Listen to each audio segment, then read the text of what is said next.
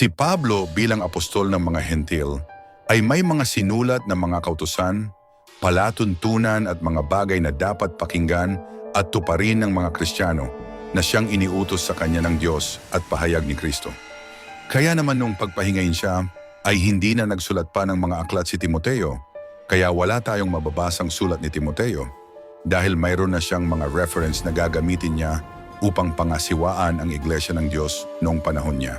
Si Timoteo ay kilalang personal ni Pablo ayon sa mga sulat ni Apostol Pablo. Kilala ni Pablo ang nanay at ang lola ni Timoteo. And there is a possibility na si Timoteo ay kin ni Pablo at there is a possibility na mas unang naanib ang mga magulang ni Timoteo kaysa kay Pablo.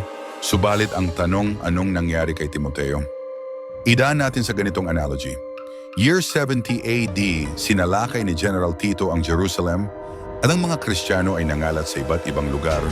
Kung ang pangangasiwa ni Timoteo ay umiral around 64 to 65 AD, paano natin papakinabangan ang impormasyong ito?